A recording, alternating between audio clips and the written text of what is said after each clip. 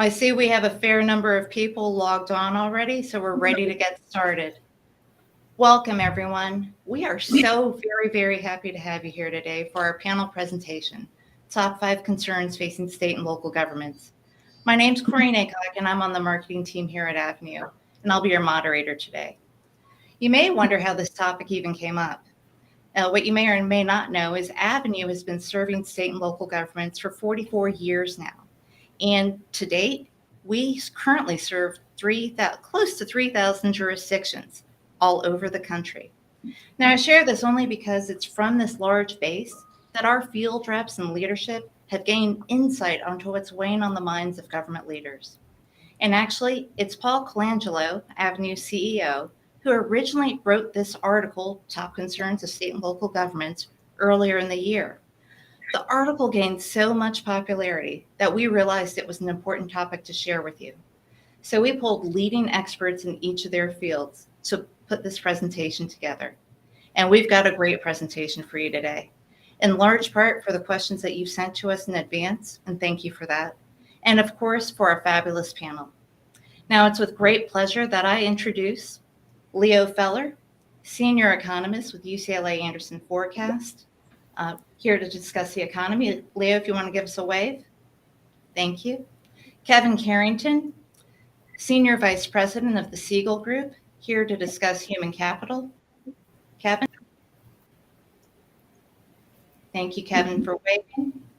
Chris Foreman, CEO of Marketplace City, here to discuss digitization and citizen engagement. Chris?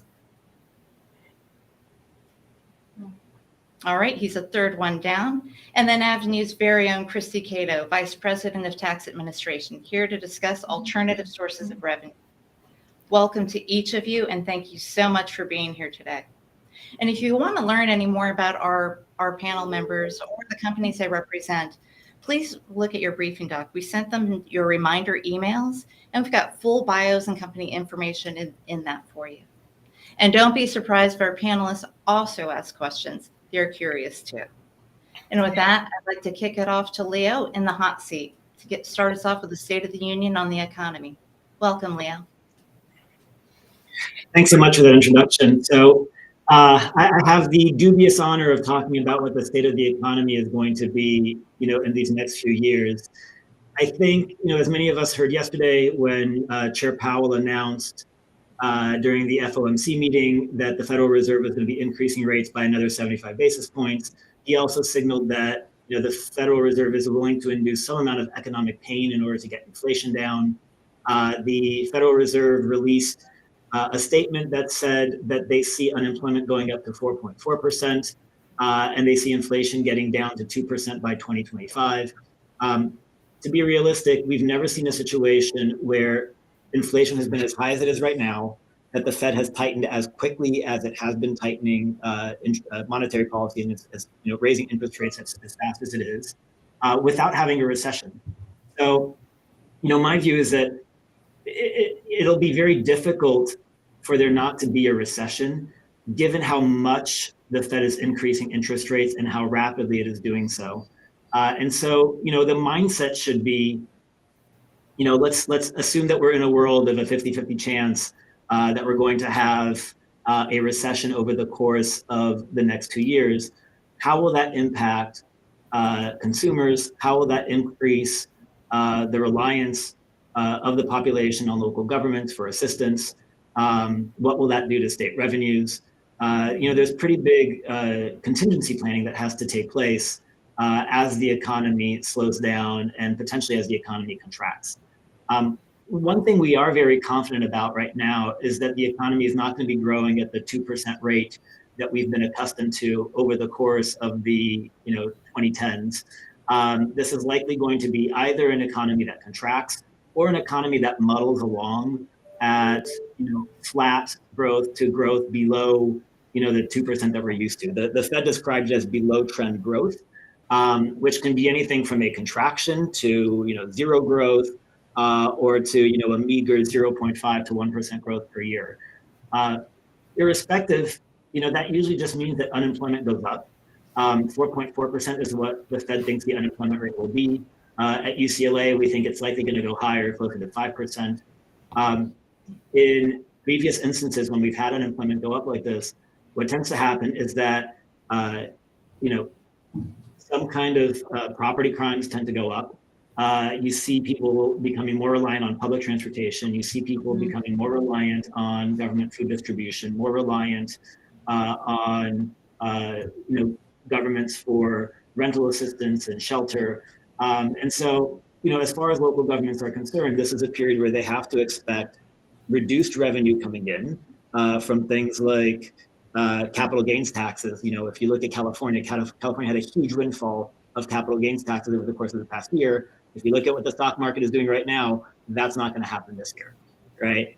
If you look at what happened with home prices, right, that is a huge boon to assessment rolls for 2021. Home prices beginning to decline right now in 2022, going into 2023.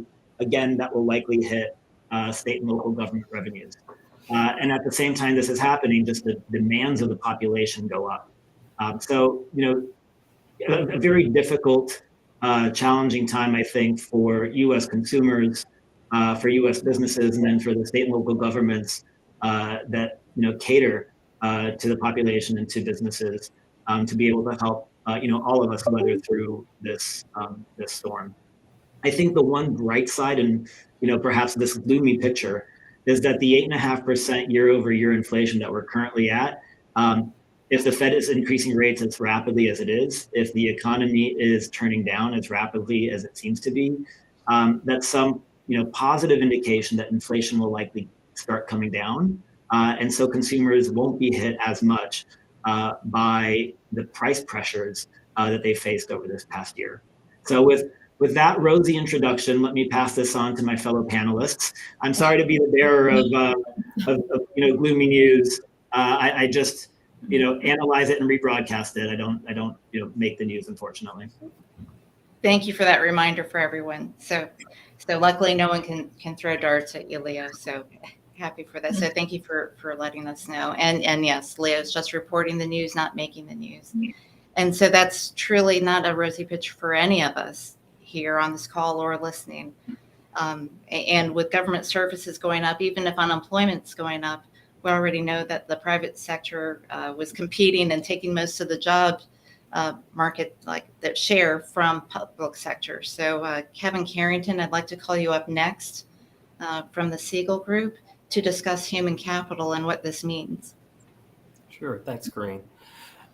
So I want to talk about the changing employer-employee social contract. The relationship between employers and employees has been tested these past several years in ways few could have even imagined. The pandemic was kind of the catalyst for the long-standing and underlying political, economic, and social issues that came to a head as a result of COVID-19. These issues have changed what employers and their people need from one another to thrive going forward. Organizations were asked to navigate the impacts of the pandemic on their businesses or on the institutions, while also focusing on their people's health, their safety, and well-being like you've never done before. Workers were asked to do their jobs in different ways, to demonstrate resilience and place trust in leadership, all while coping with the financial insecurity that the pandemic has created for many and taking care of loved ones. Each organization is determining how it will adapt to these new workplace dynamics. And with that, I really wanted to share some statistics that are driving some of these dynamics. Every day between now and 2030, 10,000 baby boomers will be able to retire or be eligible to retire on a daily basis. Daily. Wow. So by 2030, all the baby boomers that are classified in that range will be age 65 or older. So again, that's directly from the U.S. Census. By 2025, millennials and Gen Zers will make up 75% of the workforce. So some of the old approaches and old systems you have in place today for talent attraction and recruitment really just won't work. This is an extremely All right. So we're all used to technical glitches. So we'll bring Kevin back on in just a moment. Oh, Kevin, Am I are you back? Sorry about that. You're back. I'm here. I'm out of town. We've all and so- experienced so it. Thanks for sticking with it. Sure. So just some other statistics. 57% of workers are remote, and 86% of that 50% want to remain remote, or at least part-time some part of the time. The good news is that 90% of hiring managers are in agreement that some remote work should be available, and so there's some alignment there. Businesses are going to rely more on their reputation and their brands, and that we're seeing that 50% of the most qualified workers will go toward organizations that have a strong brand. So you really want to try and begin to work on your brand. 89% of passive job candidates, a passive candidate is really someone who's not actively looking for opportunities in the market, but's willing to consider them if they're available. And they'll be looking at your brand first. 49% of respondents declined a job offer because of a poor recruitment experience. So focusing on that recruitment experience is going to be critical. 52% of new hires are actively looking for a job after only 6 months of employment because of either the onboarding process or the recruitment process prior to accepting the position. And to 76% of those job seekers, diversity really matters and is going to be a critical differentiator for you. Lastly, I'll share that 41 days is the average time to hire that LinkedIn says is happening. So if you're taking a look at your organization's hiring processes, you really want to think about, am I longer than that? And if so, I might be losing candidates just to the bureaucracy of the process. One example of that, Piedmont Airlines is hiring on site. If you come into and qualify for the opportunity, they're extending an offer right then. So they've narrowed theirs down to 1 day. So again, something critical to think about. You heard in the economic discussion that the labor shortage or the fact that unemployment is going to decrease to some degree. We're looking at, in May of 2022, 3.9% unemployment, which would be considered normally full employment. So with that means your hiring process, your interview process really needs to be streamlined and simple, because people are just not going to take the time to spend doing that. We already talked about passive job candidates and the need for your brand to precede you. So looking at your social media, your website, how do you show up in the world? That's going to be critical. And then lastly, looking at the increased competition, you're really going to need to take a look at your job requirements, and only those essential requirements. In the past, you may have identified educational requirements like a master's degree or a bachelor's degree. Now you're really going to need to look at skills. Do the workers or do the potential candidates have the skills that I'm looking for? And if so, maybe education is not as important as the past job experience and things like that. So these are just some of the many things that you're going to have to take a look at and to begin to rethink. Lastly, I'll also share your applicant tracking system. People are able to now apply to multiple jobs at the same time. And if they're not hearing back from you in a timely fashion because of maybe an applicant tracking system and notifying you that someone new has applied, again, they're going to think you're not interested and they're going to move on. So these are just some of the many areas that you're going to have to be more cognizant of and more aware of in the future. Thank you so much, Kevin. So we all learned during COVID in these last couple of years that digitization and access was critical. And so that leads us to our next panel member, Chris Foreman, to discuss digitization and ways to increase citizen engagement. Welcome, Chris. Thanks for having me. Over the last couple of years since the pandemic, local governments had to take probably the least citizen-friendly action, which was actually closing and locking their doors to their village halls and their city halls. But what the impact that action had was on the local governments was that they had to very quickly react and respond to still provide services to their residents and their communities. And so they did that through the adoption of many new technologies. And to not only support those residents, but also their own employees who now were forced to work from home or had to come into buildings and work inside of the government offices, and many times sort of in fear that they might contract the virus, or we're not going to be able to take care of their loved ones at home, or children who were doing school at home. And so there was some very challenging environments there. But all that being said, that we are now in a somewhat unprecedented funding environment for these local governments, to where there was federal funding that was approved starting with the CARES Act in 2020, and then also moving into the American Rescue Plan, the Infrastructure and Jobs Act, that are providing to not only continue a lot of these new innovations and new digital enhancements started during the pandemic, and make them more permanent, but then also invest in some new bigger bets that they had been delaying for a long time.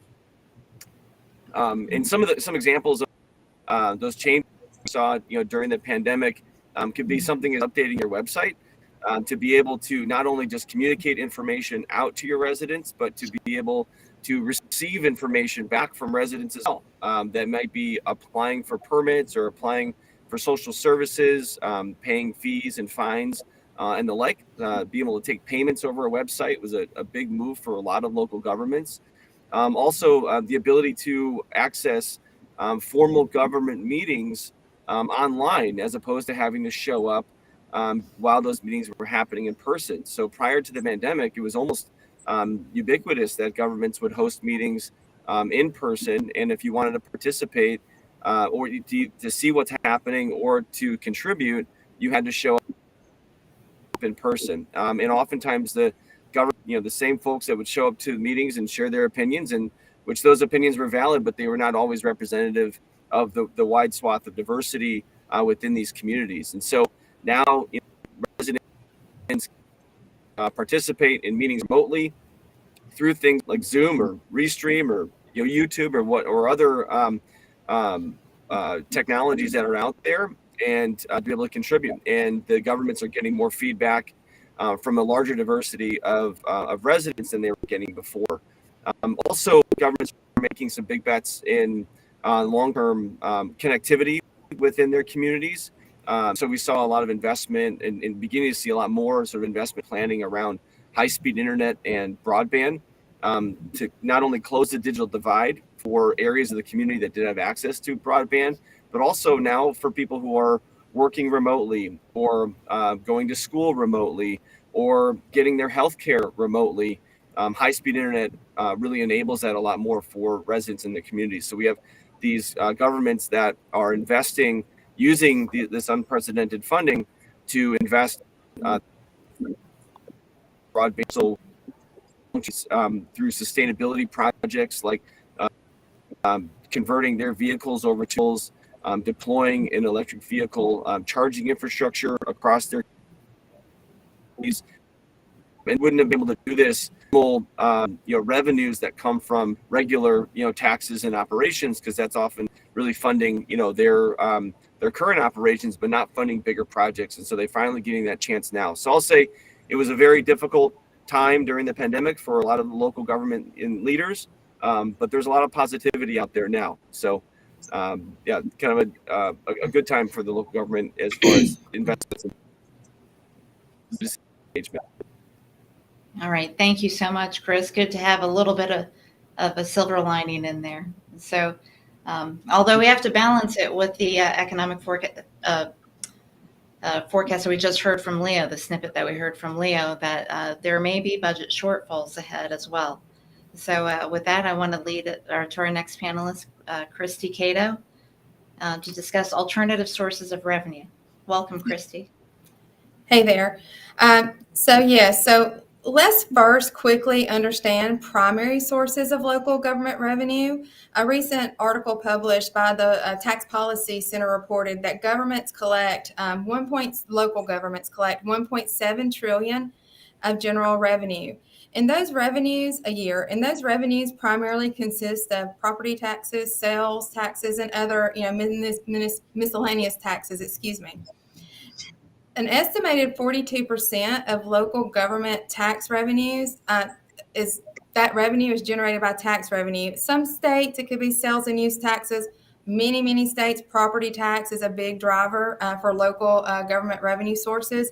And just like a panelist mentioned earlier, with property values potentially not rising as much or going down, you're not going to see the surge in new property taxes or that continued level of property taxes going forward.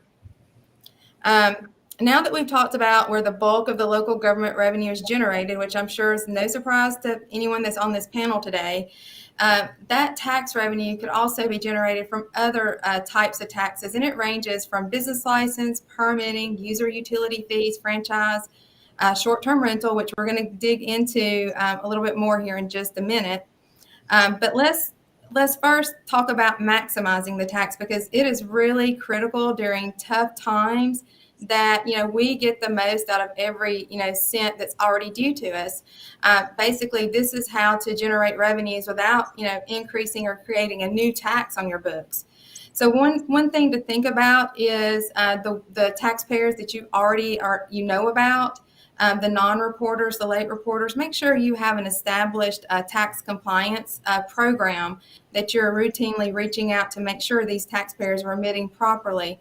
Some other things you might want to look at, especially during the pandemic, where there were businesses popping up everywhere. It was, people were creating their side hustle, and it was getting very, very creative, but they weren't thinking about what they needed to do as far as registering the type of permits they needed or collecting taxes. So look for example, if you have a business license and there's a sales tax, you should be remitting sales tax. And if there is user utility fees, so a lot of times they'll register for one and not the other. So you can use those sources to generate revenue. Do you have any methods for online registrations, self-help, electronic payments? If you make it easy and convenient, tax compliance will improve. So if you're not already doing that, you should look into considering the online business registrations and payments. So what you'll find is allowing businesses to self-serve will speed up not only the collection of your revenue, you're not waiting on it to come in the mail, for the bank lockbox, things like that. There's a lot of things that you take out of play, and you have quicker access to that revenue. And not only, you're going to free up your resources to focus on other revenue generating activity. You can see some very material revenue lifts just from a few simple process improvements. So now let's talk about the alternative revenue. There's several ways, and through the pandemic, as people were struggling, everywhere, and things just changed, we started seeing business improvement districts pop up more often, and cooperative districts. And a business improvement district is an area, where there is a specific levy. It could be a fee, it could be a tax. It does vary from area to area, where basically those businesses that operate there have agreed to, remit, this additional rate. Again, this is all over the place. You can hear them called TPID, which is Tourism Improvement District. Business Improvement District would be a BID. But this is a really great way for private business to play a role in helping fund local government infrastructure. Next, and this is kind of taking a big shift, and I do think it's important we talk about short-term rentals. It's an alternative revenue area for growth. Even jurisdictions that don't think they have short-term rental activity, they may actually have significant activity within your jurisdictional boundaries. During the pandemic, short-term rental stays increased. It surged. It was insane, the growth. In 2022, the second quarter, there was a 21% growth in short-term rentals. That has not slowed down, and we do believe that is going to continue into 2023. So despite the high inflation, despite the elevated risk of recession, according to some analysts, the demand for travel is going to stay, especially for the short-term rentals, because obviously hotels has more traffic and people are just a little bit more sensitive about that these days. Many local governments throughout the country are facing issues with short-term rentals. If you're not already discussing short-term rentals, it is the right time to start. So if your jurisdiction already has a hotel occupancy tax, a lodgings tax that has been traditional, those traditionally collected and remitted by a hotel, that applies to other short-term rentals. This is something you should explore. And if you may think, well, this doesn't apply to me, there's no way we have short-term rentals in our jurisdiction. If you have a hotel within driving distance, if you have one hotel in your jurisdiction, as many of you have more, you have short-term rentals. And recently I was meeting with a client on the East Coast, and they had approximately 356 businesses or short-term rentals registered and remitting their lodgings tax. Our research, and this was just initial research, they have over 1,000 short-term rentals operating within their boundaries. So Wow. that is a huge opportunity. So that is something you should definitely consider. And with that, I will wrap it up here. But thank you. Thank you very much, Christy. Yeah, short-term rentals sure did become popular. And I think in 2020, I think that surge was close to 80% just in 2020 alone. So that's the fact that it's still increasing is just something. So now we're going to go Brady Bunch style. So some of you may have seen Brady Bunch way back when, or you may have seen it on Nickelodeon or whatever the TV channel. So we are Brady Bunch style, and we're going to dive into questions here. So thank you, each of you, for your State of the Union. So this first one, this one's for you, Leah. What can we expect from the real estate market, and do you expect prices to drop, and when? It's a two-part one. And if so, are there regions in the country that are more vulnerable than others, and will it be a drastic drop or a gradual decline? Sure. So we've already started seeing home prices begin declining in some markets.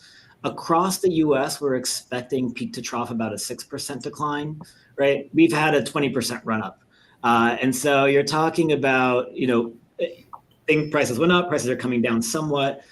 We don't expect prices to get back to, the 2019 levels, but we do expect prices to come back, from their highs that they were earlier this year, around March of 2022. That was the peak. As to, are there markets that are more exposed? Absolutely, right? Like you saw prices run up a lot more in places like Fresno and Sacramento and Modesto and Boise and Nashville, right?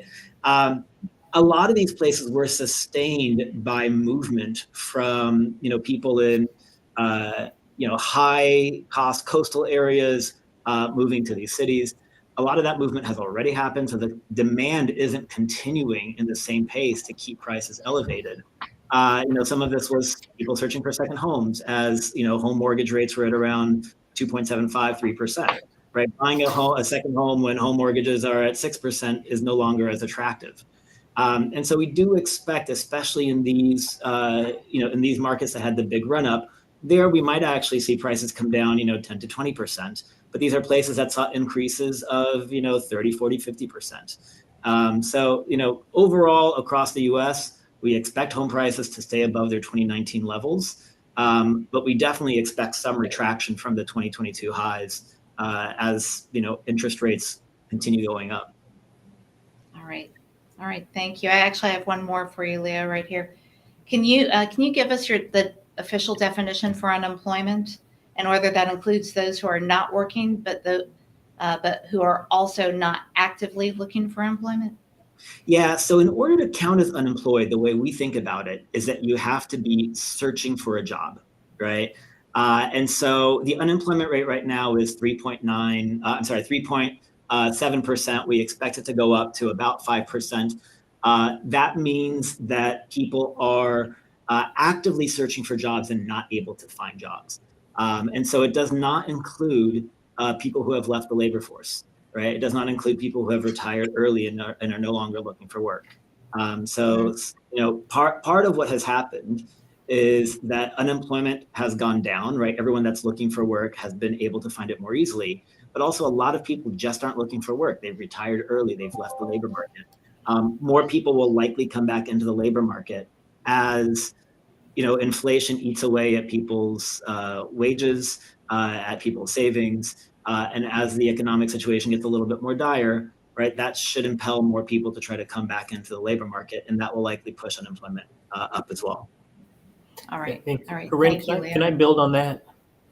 Of course. If I can build on that a little bit, one of the things to that point of the unemployment rate being so low is one of the things we've noticed is that a lot of women have left the market and are not coming back because of either childcare issues and or even the sandwich generation having to take care of aging parents and not being able to find the care they need, so they're not able to return to the workforce post pandemic. And that's driving some of the labor force shortages that we're seeing out here right now. So if you're looking at providing support services, especially geared toward the needs of women, that opens up another labor pool for you because childcare is such a huge issue. Offering childcare on site could solve some of those labor shortage problems. Thank you. I've never heard of the sandwich generation term. That's very interesting. Kevin, so while we're on you, I have a question for you. With the anticipation of unemployment rising, is there a recession for the public sector? Will the recession self-correct the scarcity of candidates? Will it be easier for state and local governments to hire? And will the problem of downsizing and layoff become likely in the private sector? You know, it might ease a little bit for state and local only because of the feeling that there's more security working in a government role as opposed to a private sector role. You may be noticing that many of the private sector companies, some of the larger ones that had a huge hiring wave take place in 2020 and 2021, have now started to lay off people. And so there's this level of distrust and insecurity that is starting to occur in the private sector that is typically not found quite as often in the government sector. So there may be some opportunity for the labor pool to start moving a little bit more toward that. But again, we talked about that branding aspect and that different approach to finding those passive job candidates or even some of the active ones. So really beefing up your applicant tracking system, your use of social media, and the various tools. Someone mentioned earlier the use of YouTube and TikTok and Snapchat and some of these other ways in which the new workforce, the 75% we talked about, is getting their information and finding out about opportunities. If you're not on these social media sites looking for and advertising your opportunities, you're missing out on access to that labor pool. All right. Thank you. Now, Chris, you clearly digitization is more important than ever.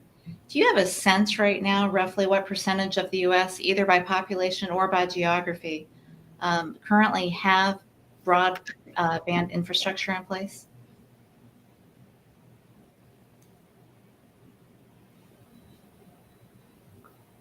So, I'm sorry, we can't hear you. Sorry, can you hear me now? Sorry. Yes. Okay, sorry.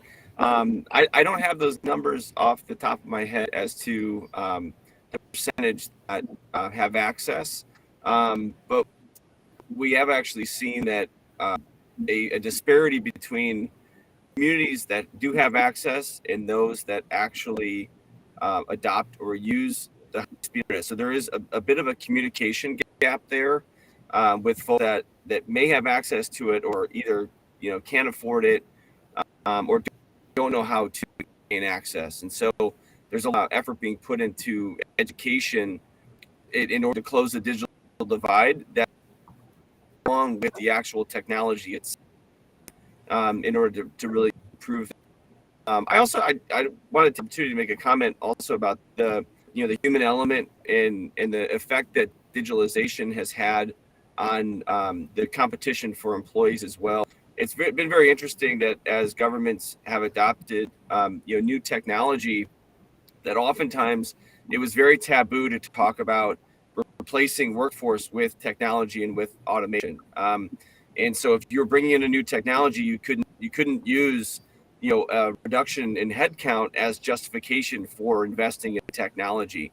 But I think governments have often found is that as the workforce has changed, a lot of their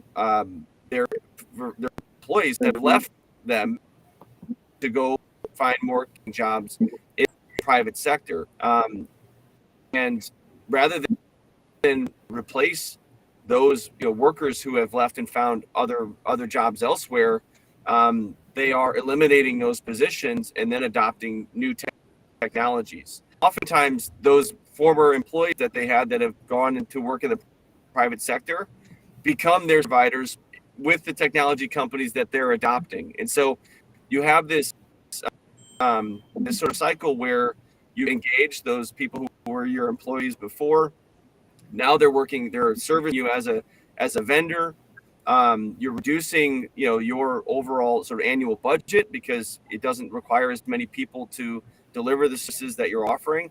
And you don't have to go out and compete for these resources who are gainfully employed just through a different vehicle in the private sector. So the digitalization has had an incredible kind of impact, I think, in the labor shift from local governments into the private sector. Thank you, Chris. Now, you brought up an interesting point about local governments being fearful of losing staff to technology. And Chrissy, I'd love to hear your thoughts on this, on how, and specifically how tax administration can positively or negatively affect a local government, because most of the time my understanding is it's going to increase compliance and just free up staff for other projects. But I know you have tons of experience. What have you seen in this area? There's absolutely an increased need for that just because of the labor shortage. I talked to no less than a dozen or more municipalities each week, probably more than that. They're all struggling with hiring people, so they are looking for solutions to automate, and you can get significant improvements for self-servicing.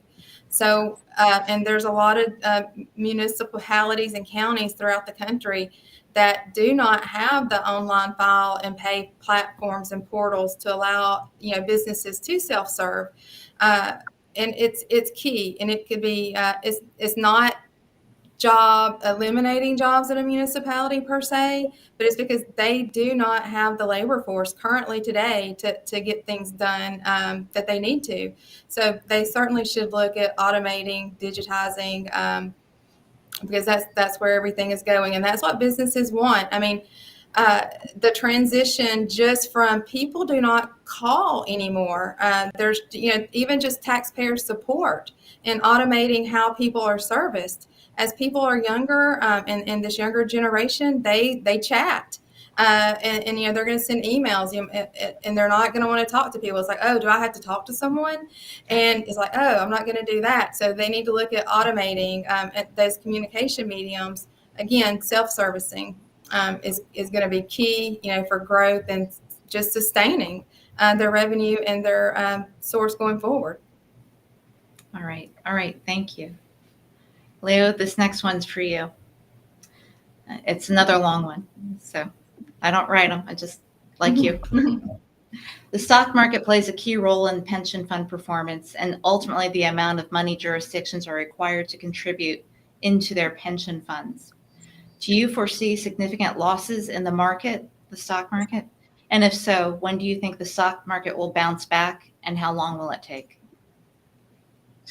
So we've tended to see that the stock market turns before the economy turns, right? We saw this during the initial hit of the pandemic, where the stock market started turning up, really after, March 23rd, it started tracking up again, right? With, lots of volatility along the way.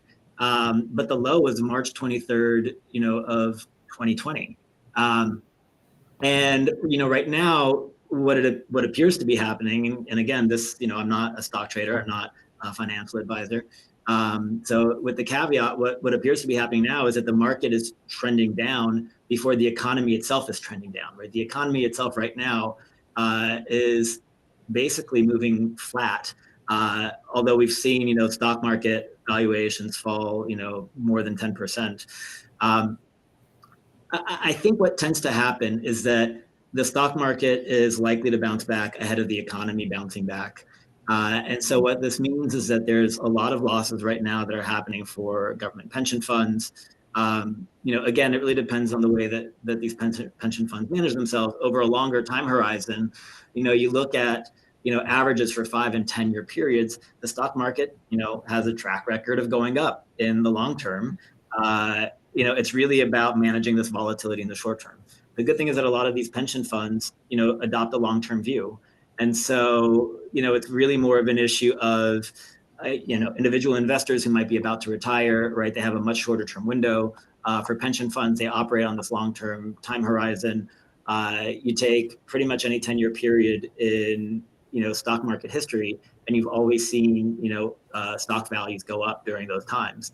I'm not too concerned here about whether or not we are in a, decade-long retreat in stock values. We've just never seen something like that in, the course of the past 50, 60 years. I think this is a necessary correction. We had a, overvalued bubble in the stock market, given, all the monetary policy easing we had over the past 2 years. That bubble is popping, and we're getting, a return to, more perhaps reasonable stock values. But then after this, we should expect the same normal trend growth that we've grown accustomed to over the past 20 years. Thank you. So any prediction on when that stock market will bounce back? I mean, I'd be a multi-billionaire if I was able to predict it. Pass on that and stay with my job. Yeah, I think we were all Fair listening enough. for that answer. Yeah. Fair enough. All right. Let me just cite one study that's really interesting. This is one of my favorite studies of all times. It's about people who used Fidelity accounts and got locked out of their accounts versus those who were continuing to actively trade during periods of volatility. Those people who were locked out of their accounts and couldn't trade the values in their stock portfolios outperformed those who tried to time the market. So one thing to keep in mind, which is you have to be really lucky to both time on the way out, on the way back in. The stock market is just incredibly volatile and something extremely difficult to predict. What this research from Fidelity showed is you're better off just not stressing out too much and letting your long-term investments do their thing. So stay the course. Exactly. All right. Kevin, if cities resist the change for a hybrid or remote work model, will it hurt their ability to recruit? If so, like how much? Well, we do think it's going to hurt your ability to recruit and or even retain talent. I think there's an expectation that some in-office or hybrid model is required and is needed, and quite honestly, most employees want that. They want the connection. They want the camaraderie that they've built up. Even with the fear associated with the pandemic that's starting to ease quite a bit now, we're still seeing the need for that camaraderie and that connection, that personal connection. We saw companies trying to do that via Zoom for a little while, taking time on Zoom calls just to see how you're doing. And it was okay, and it was good for the time, but now that there's the opportunity to be in the office, some employees do want to come in at least periodically. They don't want to come in every day. They don't want that long commute. They've gotten used to working in their pajamas, maybe having a jacket on with pajama bottoms, and they want to keep doing that. So it is going to play a role in the availability of workers for the state and local government markets. I don't know that I have a percentage as to what that would be, but the numbers show that 56% roughly want to continue to work in some form of a hybrid environment. And so it is going to have an impact because that population is going to opt for opportunities that allow them that flexibility. One last point is we're seeing that roughly 50% or just under 50% of workers are willing to take less salary for greater flexibility. Okay. All right. So this next one is a two-part question with the first part to you, Kevin, and the second part for you, Christy. Kevin, do you anticipate that state and local governments will hire outside of their jurisdiction or outside of their state? That's a tough one. Most depends on the requirements. Most states don't have reciprocal agreements with other states, and so we're probably not going to see that quite happen quite often. So, in the DMV, as an example, we have reciprocal agreements where that could be more possible because it's actually happening right now and it's been happening for years because of those agreements. But those have been long in place agreements, and there are some states that have agreements with adjoining states. New York and New Jersey have an agreement. New York and Connecticut have that kind of an agreement. So we are going to probably see it in some states, but the majority of states probably are not prepared for that, and so it's going to be a difficult thing to do. Thank you. So the DMV, for any of you outside of this area, is the DC, Maryland, Virginia area that Kevin's referring to. Christy, so the second part of that is for any state or local jurisdiction hiring outside of their area, what are the tax implications for them that they need to consider? Yes, there are definitely implications to think about. A lot of local jurisdictions and municipalities need to do your homework. They could have an occupational tax, meaning wherever that employee resides and sits and works. If it's within a municipal jurisdiction, there could be an additional, income tax that's on a local level that has to be withheld from paychecks and remitted by the employer. There could also be licensing requirements to having, an employee reside. And there are jurisdictions currently that are revising ordinances and things like that to account for the remote workforce, because obviously they are getting more tax revenues from people that are working remote and they're shopping local. And when they're picking up the DoorDash or having DoorDash sent to them for lunch, or they're picking up lunch, it's where they live. And so they are spending more money in their local jurisdiction. In turn, that's additional sales tax to that jurisdiction. But there could be other licensings and fees that are due to the jurisdiction, because they're definitely utilizing that city's resources more because they're there much more than in another jurisdiction in a city. So yes, there are definitely tax consequences with any movement. All right. Thank you. Now, Chris, over the last 2 years, have you seen a significant increase in the build out of the broadband infrastructure? Oh, absolutely. I think that becomes the sort of digital infrastructure that helps a lot of this the workforce to engage and to be either to be remote or to engage with their residents. And so I'd say we've seen more activity in the last 6 months than we've seen certainly last in the investment in broadband and infrastructure, where governments are moving from saying, we need to do this or we should be doing this, to actually say we are doing this. So our company is personally managing several broadband RFPs for communities around the country that are finally investing in where, especially in areas of low income communities and sometimes entire cities, where the carriers have not invested in the deployment of high-speed internet over the last 25 years of having the ability to do so, because they didn't see the business case to be able to deploy high-speed internet there. However, the government's starting to see as a utility, everyone's right to access health and education and work via the internet. And so the governments are now stepping in and deploying this broadband so that those residents now have access, because the government at its core is providing basic level of services and utilities to their residents, and they're starting to include internet access as one of those. So yeah, we definitely see the amount of activity. Governments using this federal funding in ways to assess, but also partnering with the private sector. So they're not taking on the entire burden of build out and ownership. They are leveraging other vehicles, like, for example, an indefeasible right of use. So maybe the private sector builds, but the government has a right of use that cannot be denied, that they can control for 30 to 50 up to 100 years or more. So while they can help fund the deployment of that infrastructure, they don't have to own it necessarily. They don't have to operate it, but they can control their access to it. So. Okay.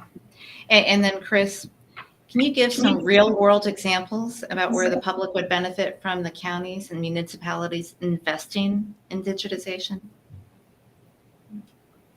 Oh, sure. I think I gave a few earlier about new websites, and then we talked about the automation, self-service. I think Christy made an excellent point just about having these self-service technologies out there that don't require as many people within the government to have to service the residents, but it allows the residents to do business with their local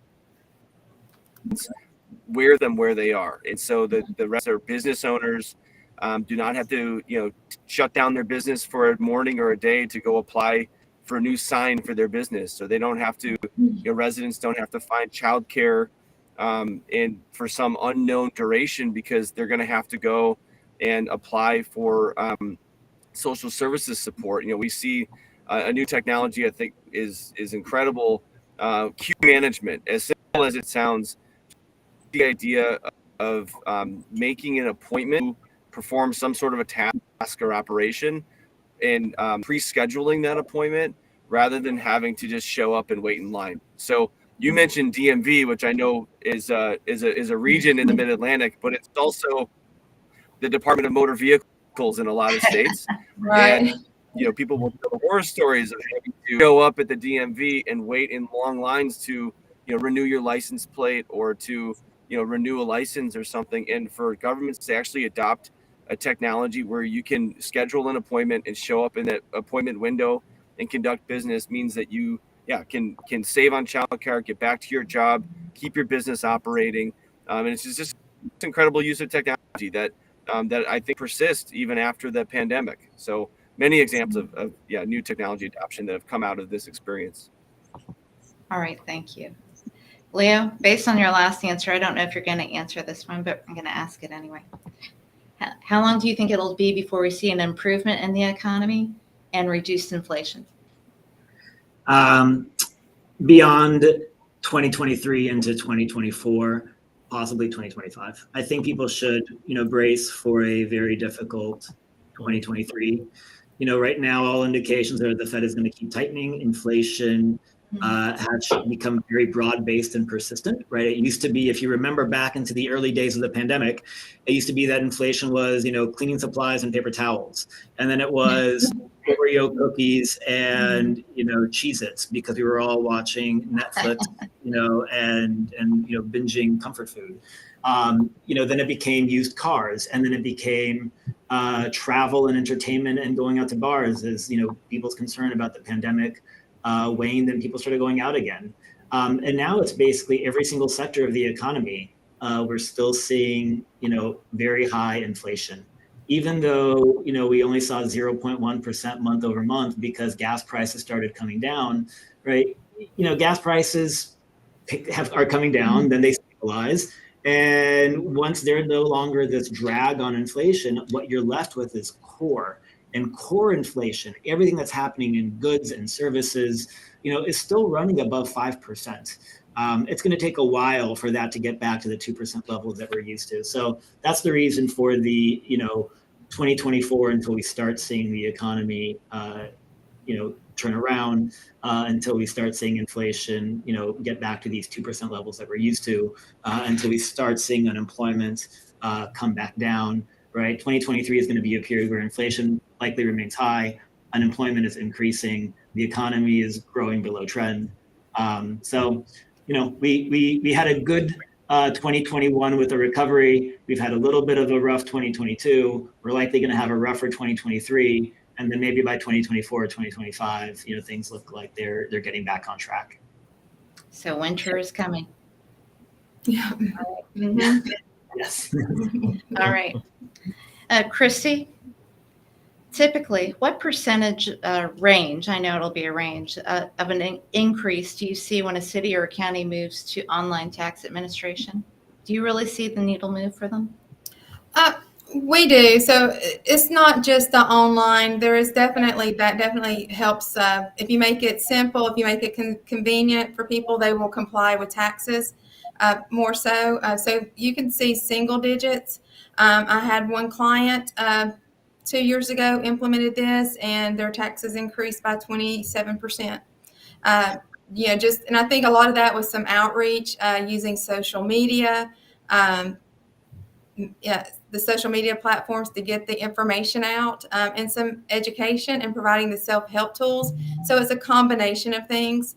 But yes, they can definitely see an improvement in overall compliance and revenues. It's collecting what's already out there on the books that's already due to them. All right, and are you finding a lot of different tax types go under the radar? It really depends on the market. Taxes is complex. I mean, that's the reason we have tax attorneys and accountants out there just to figure this out. But the more complicated and the more tax layers there's definitely taxes that do go unremitted. Sometimes it's intentional by businesses. A lot of times it's just unintentional. It's education. It's not knowing, where to go, and it's frustration. Sometimes they may go to a website to look for the information. If it's hard to find, they'll abandon it and say, okay, if I'm doing something wrong, eventually, somebody will find me, and it's going to wait, kind of a wait and see mentality. But certainly it's a multi-pronged approach, but online file and pay definitely improves that. All right. We have time for one last question. Kevin, if I have a passive employee, if I have somebody who's passively looking for a job, how do I keep them? And how do I get passive people looking for a job? What's the best way to keep someone who's passively not really looking, but keep them within the public sector? And what's the best way for the public sector to nab them? Right. So we did some research and reviewed research around why do people stay? Why do they choose to stay with an organization or a company? And they stay for, we found, really three core reasons. One is trust.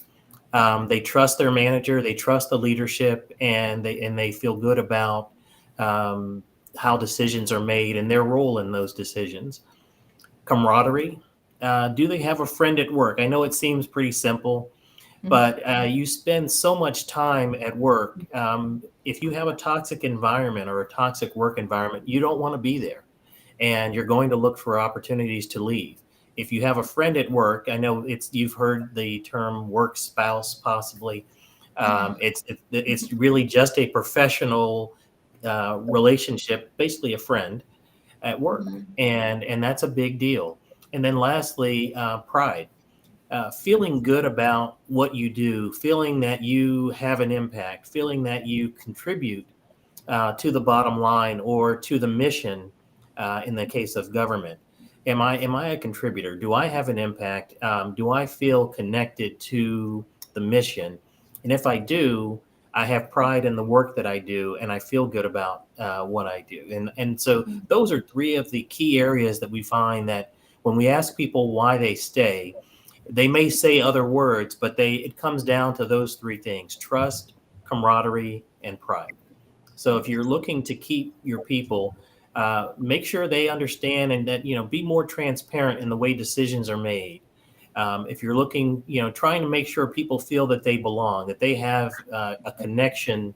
If you see people that don't have a connection, don't have relationships at work, they may not belong for the organization.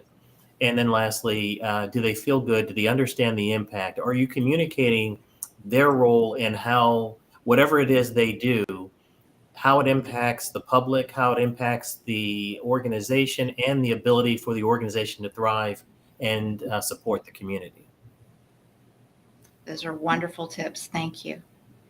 And that wraps up, we're at the top of the hour, so that wraps up our event today. So thank you very much to all of our panelists. So thank each and every one of you, guys were tremendous, had tremendous insight to share with our audience. So thank you so much for your time and your energy for being here and working through any technical glitches.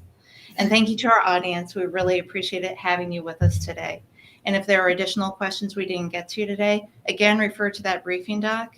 There's a way to ask additional questions after today. So just go to the briefing doc and you'll see the email on how you can keep asking and we'll respond to you. So thank you all and have a wonderful day.